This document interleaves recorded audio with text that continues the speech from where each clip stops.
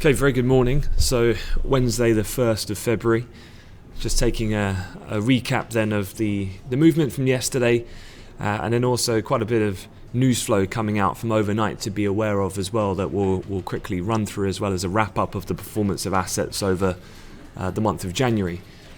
But first of all, just recapping, well, really the close on Wall Street was a bit more of a break back to the usual fairly narrow finish on Wall Street, despite some of the volatility seen during the day. And yesterday, again, was another kind of Trump-inspired day, if you like, in terms of him coming out, being quite vocal again, mainly via his team, but also Twitter, and contributing to quite a tumble in the dollar, which, as you all saw, was a strong supportive factor of both major pairs. It weighed on US equity markets, and in sympathy, Europe came under pressure as well. Before then, it's kind of that when Europe leaves the market, things tend to stabilize. And despite the selling pressure at the open of Wall Street, which we've seen for really a couple of consecutive days, as soon as the European markets shut, things tend to see a bit of a recovery into the close on Wall Street, and actually by the closing bell we're pretty flat overall. But let's just take a look at cable for one, because that was one of the assets I know that you guys traded with some success yesterday, and I think just taking a look at the journey in which the price took in the pair, because initially yesterday morning we came under some pretty aggressive selling pressure. The move didn't happen, right on the release of the economic data, but the data did show that just general borrowing in the UK is slowing considerably, and I think it was the first time that we've had foreign investors selling gilts since basically after Brexit. That, in combination with the break of the prior day's technical low, saw a pretty aggressive move to the downside.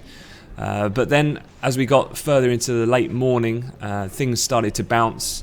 One of the catalysts there was obviously that article we were talking about at the time in regards to the Guardian sources talking about potentially with this 2-day hearing ongoing in the House of Commons, the second day being today, but the speculation being that a concession will need to be made by Theresa May, and that she'll need to report back to parliamentary officials on a regular basis in terms of her discussions when she starts getting those underway in the negotiation period post triggering of Article 50. That would mean a likelihood of a more softening of this hard line stance, so sterling took a bid. Then obviously Peter Navarro, part of Trump's kind of top trade advisory team, starts dropping the bomb then in saying that Germany is using a grossly undervalued euro in order to gain an advantage over both the US and EU trade partners. Now, again, this is pretty unprecedented stuff in terms of the type of aggressiveness of comments from a Western power to another Western power in terms of Europe as a single market and the US. Normally there's a lot more harmony than this, rather than this is attacked, usually adopted and targeted at the likes of China, definitely not Europe in terms of the US. But it didn't stop there, because Trump followed up later and also said in a meeting with US drug makers that Japan and China are playing the money markets, and they play the devaluation market while we sit there like a bunch of dummies. That was the exact quote that he said. Well, I mean, there's some bad dudes out there, so the way that the market reacted was obviously this kind of really aggressive kind of protectionist angle at its most extreme would be perceived to be at the detriment of the US in terms of its trade relationships. And you're talking about areas such as the single market, so the whole of Europe, China and Japan. So 3 of the biggest global markets, and you're basically, trying to pick a fight with them. And so the dollar got hit, equities got hit, and that caused a big move higher in cable. And actually on the day we moved all the way down. I know some of you got in on that initial Guardian story, but once all these things kind of came to fruition, and the combination of all of them saw a really strong move to the upside. Likewise in the euro, well, let's just look at cable here. There was on the initial shorts, actually, on the data, there was a really good point of exit on that short, that technical break that we had. That was that level that I was talking about at the time, where you had the low point on the 24th and the resistance late on the 17th. That really big upward move there, that was the UK inflation figures coming in higher than expected, and then that was that well-delivered kind of clarity Brexit speech that Theresa May delivered, 2 weeks ago now, and that was when sterling shot up. So that was an interesting level which we were looking at, and that was a good target, and then we bounced from there, and then those other kind of factors built into the price when dollars started getting hit. Likewise then, the euro had a decent day as well on the upside, so very much benefiting, you can see here, from the fact of, some dual forces really. You had yesterday multi-year high French and Spanish inflation figures. This follows obviously a near 5-year high in Germany, and then we continue to move high on the back of the dollar weakness. So really interesting. Actually, I've just seen a tweet come down. I have to share this with you. It's too good not to share. Just give me 2 seconds. Let me bring it up.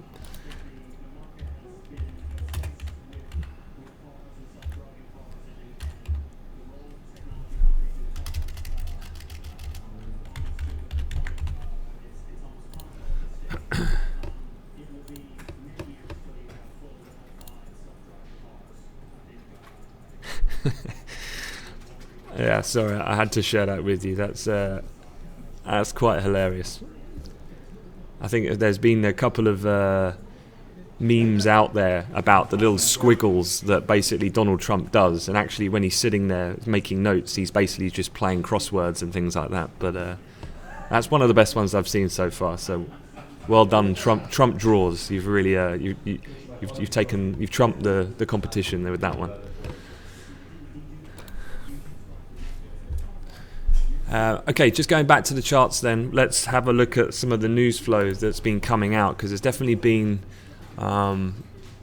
we've come to the end of a month basically, and January has been a really interesting month because everyone was so fixated on the Trump trade, and generally that meant dollar strength, higher US yields because of Trumpflation, i.e. a strong fiscal policy would increase demand, therefore net the US economy grows, price pressures increase, interest rates go up. It's the kind of general theory of that perspective. And what you can see here is Q4 of 2016. So this really encapsulates this is the orange on the left hand side. So these are negative percentages in the orange, and the blue are plus percentages. So in Q4 2016, this is when the dollar was really surging at the time. We got up to around, I think it was 14-year highs. So to the disbenefit of Aussie dollar, the pound, CAD, pretty much everything, because the dollar was so strong. And then what you've seen in January is a complete reversal, because since the inauguration, since Trump has come in, it's almost as if, I did actually see quite a good headline. And it was actually basically making a bit of a pun on the fact that actually Trump is just doing exactly what he said he was going to do. Can this be a surprise? We just didn't believe him. That's the only difference here.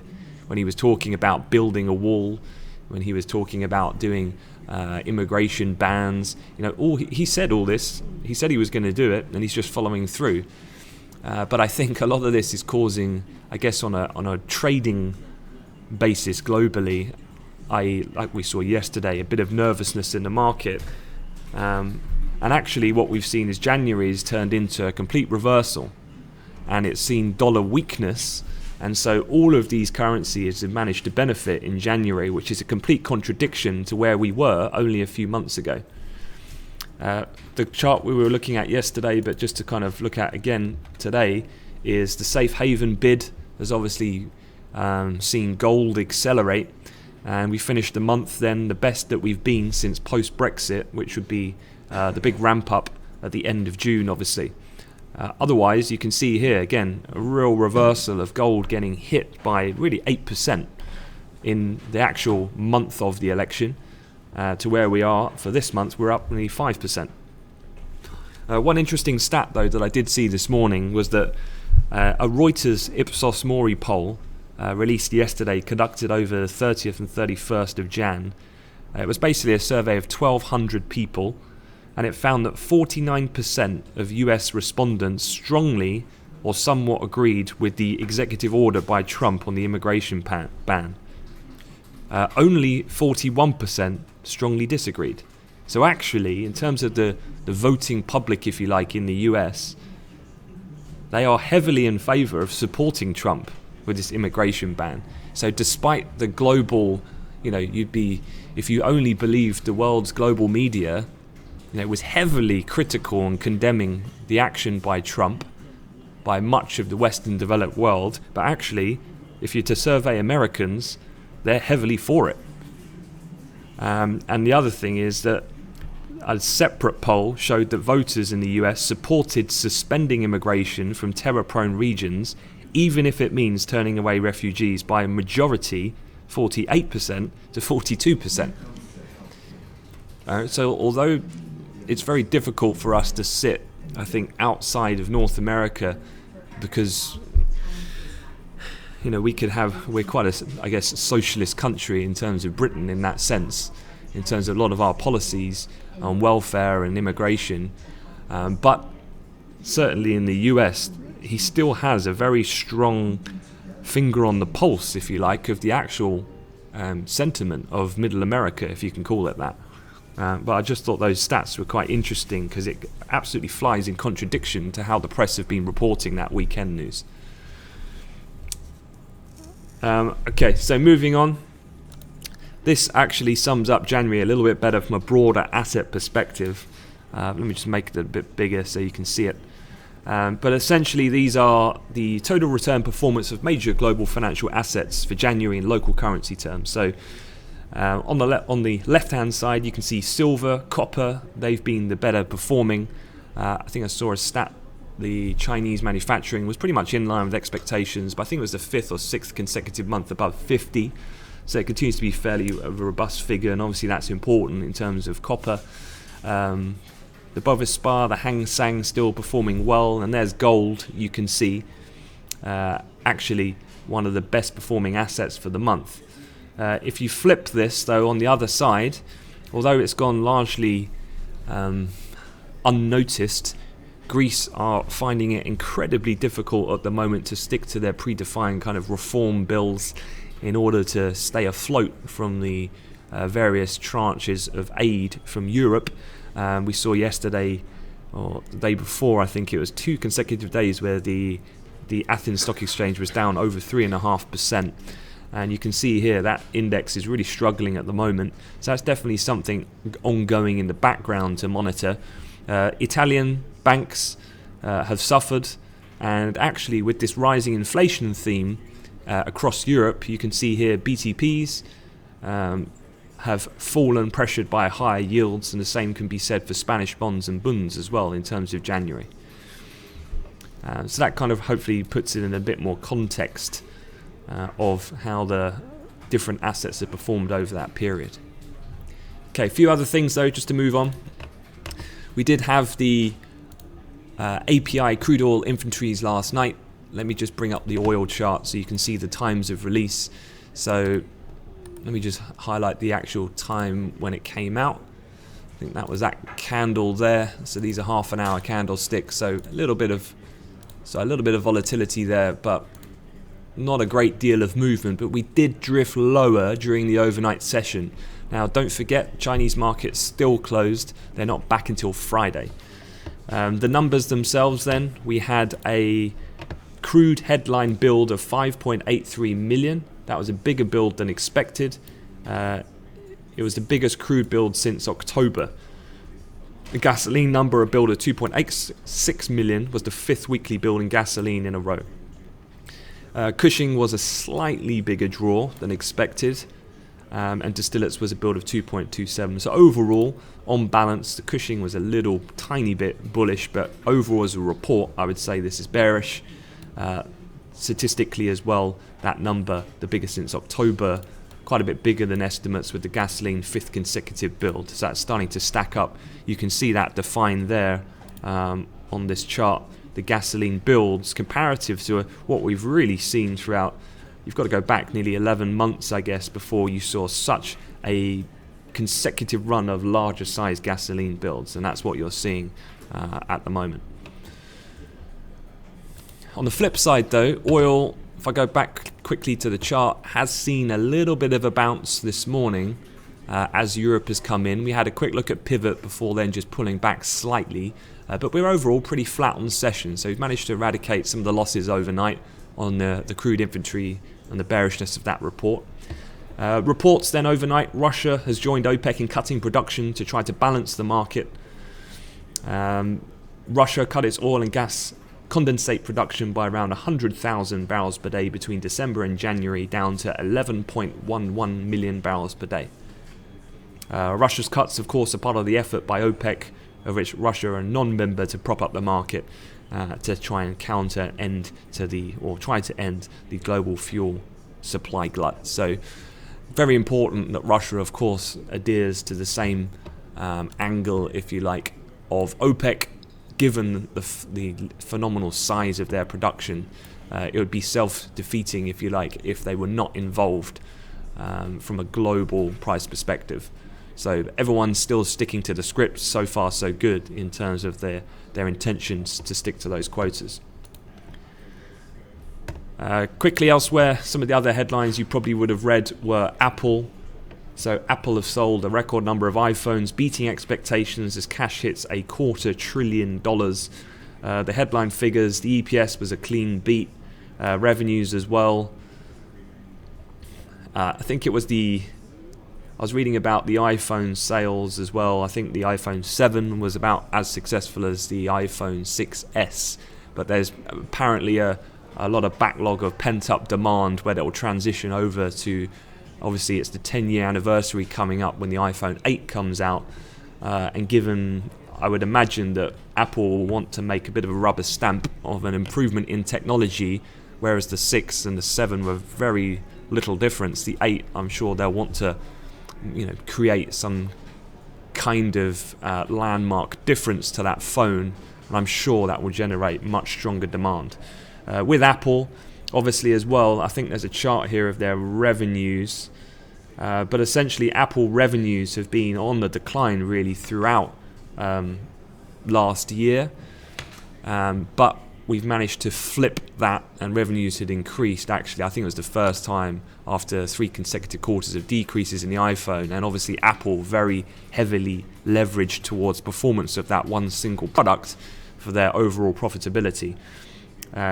So their shares did move higher in terms of aftermarket last night. By region here, this is a regional breakdown of their sales. So sales grew in every region except China, where they declined by 11.6%. Obviously China is a really important market for them. I'd say though the difference in China is that Samsung have got a pretty good grasp on that market, and there's a lot of other Chinese makers which are bringing out now quite competitive phones in that space. So after the initial kind of positive launch that they had, I guess that was probably nearly 2 years ago, it's starting to fade there, and that's going to be critical for the company's future going forward. Elsewhere though, still looking strong across much of the globe. One of the things that Apple managed to benefit from, you'll remember reading those headlines where I think it was the Samsung Note 7 was essentially setting on fire. Massive scale recalls which caused Samsung shares to get hit on the back of reevaluating their profit forecasts due to that.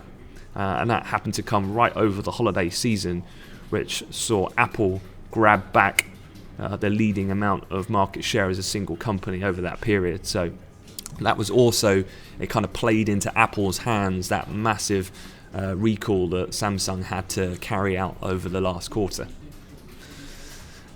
Other things in the news, just to kind of round up, is you've had Trump pick Conservative Judge Gorsuch for the US Supreme Court. So a couple of notes from Deutsche Bank here. Gorsuch is said to be known for his conservative approach, and if confirmed will bring the split between Liberals and Conservatives on the court to 5-4 in favour of the Liberals.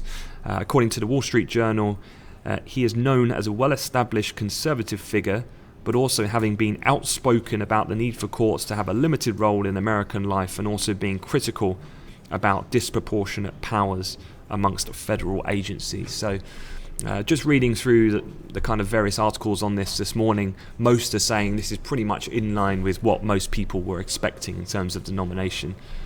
And in terms of our in-house politics guru, Bill, he was telling me this morning that this chap basically is conservative, but not quite as far-reaching to that extent as you would or possibly could have happened with Donald Trump sitting at the helm. Looking elsewhere, one other headline is obviously we are in the midst of earnings season at the moment, and if you were looking at the DAX this morning, it is a little bit higher. We had a small gap up, you can see, and we've pretty much gone sideways since the cash open, sitting around pivot, finding a bit of support. Now, when you're watching these European earnings, if you're trading things like the DAX future, you must be aware of any large corporates that are coming out. Siemens, obviously one of, if not the biggest company in Germany by an index weighting basis, and Siemens this morning have raised their full year outlook as profit has beaten estimates. So a CEO saying strong first quarter led to an improved outlook. So good news for them. And certainly these are things that maybe just factored in for some of the slight upward movement that we've seen in the DAX this morning when the futures gapped up.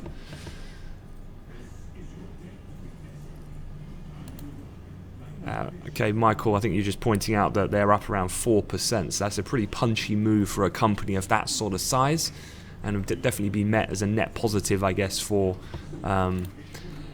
sentiment on an earnings basis for a large cap. Just as I'm speaking, seeing crude oil just edging a little higher here, so just keep an eye on the 53 handle upside. So maybe the Russian news just outweighing the kind of bearish API report for the moment. We've just also had the various manufacturing PMIs come out as I've been speaking, and in summary, the EU manufacturing PMI 55.2, that was 0.1 above expectations. Looking at through them, they all look pretty much in line. Looking at the actual data calendar for today then, you'll get the same reading from the UK at 9:30, so sterling traders, just be aware of that. You've got the UK manufacturing PMI coming out at 9:30. ADP employment change, that's always watched closely in the US. That'll be 1:15, often seen as the bellwether, if you like, for the US jobs report. Then you've got ISM manufacturing coming out in the afternoon as well at 3 o'clock. You'll have the Fed FOMC interest rate decision, that'll be at 7 p.m. this evening. This is just a one and done kind of statement. There's no summary of economic projections, there's no confidence with Janet Yellen, it's just the statement. Not expecting much from this meeting, but could have some underlying hawkish tones, I guess, in regards to the performance of the economy. The threats around inflation could be interesting, and also to see whether or not they've had any real further discussion on the fact that now Trump has been inaugurated and some of his policies have been outlined.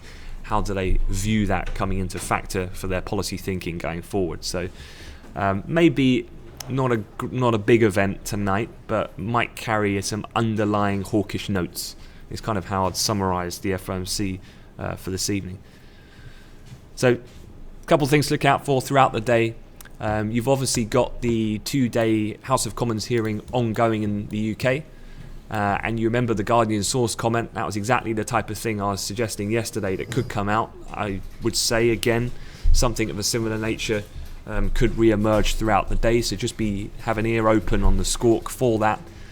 You've then got the data points, then of course when it gets to that kind of 11:30, 11:45 time, just be mindful of any Trump tweets, because they definitely are market moving at this point. Okay guys, going to leave it at that. Thanks for listening. and I'll see you in the chat room. Have a good day. Thank you.